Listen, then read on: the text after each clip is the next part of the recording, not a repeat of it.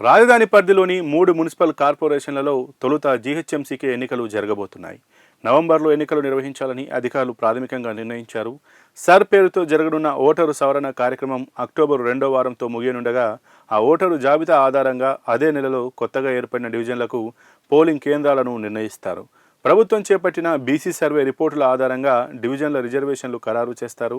ఆ రెండు ప్రక్రియలు పూర్తవగానే నవంబర్లో ఎన్నికల నోటిఫికేషన్ జారీ అవుతుందని ఉన్నతాధికారులు అంచనా వేస్తున్నారు. తొలుత ఒక్కదానికే ఎందుకంటే మొదట జీహెచ్ఎంసీకి మాత్రమే ఎన్నికలు నిర్వహించడానికి 2 కారణాలున్నట్లు నిపుణులు చెబుతున్నారు. ప్రభుత్వం ఓఆర్ఆర్ పరిధిలోని 27 మున్సిపాలిటీలు, కార్పొరేషన్లను జీహెచ్ఎంసీలో విలీనం చేసి 3 కార్పొరేషన్లుగా పునర్విభజించింది. ఫిబ్రవరి 10, 2026న జీహెచ్ఎంసీ పాలక మండలి గడువు పూర్తవగా ఫిబ్రవరి 11, 2026న జీహెచ్ఎంసీ పునర్విభజనలో భాగంగా కొత్తగా ఎంఎంసీ, సిఎంసీ ఏర్పాటయ్యాయి. 3 కార్పొరేషన్లకు జీహెచ్ఎంసీ చట్టమే వర్తిస్తుంది. ఆ చట్టం ప్రకారం పాలక మండలి గడువు పూర్తయిన 6 నెలల్లో ఎన్నికలు నిర్వహించాలి. ఈ నిబంధన గతంలో ఎన్నికలు జరిగిన జీహెచ్ఎంసీకి మాత్రమే వర్తిస్తుంది. పునర్విభజనతో ఓఆర్ఆర్ పరిధిలో స్థానిక సంస్థల రాజకీయ ముఖచిత్రం పూర్తిగా మారింది.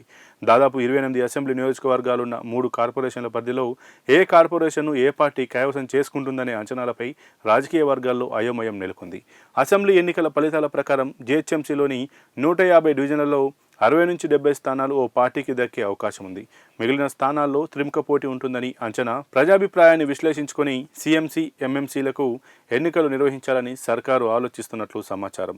పాత జీహెచ్ఎంసీలోని కొంత భాగం మల్కాజ్గిరి, సైబరాబాద్ నగరపాలక సంస్థలకు బదలాయింపయింది. శంషాబాద్ నుంచి ఆదిబట్ల వరకు ఉన్న పలు స్థానిక సంస్థలు గ్రేటర్లో కలిశాయి. దాంతో గ్రేటర్ ఎన్నికల్లో ఆయా స్థానిక సంస్థల పరిధిలోని డివిజన్లలో ప్రజల తీర్పు ఎలా ఉంటుందనే విషయమై గందరగోళం నెలకొంది.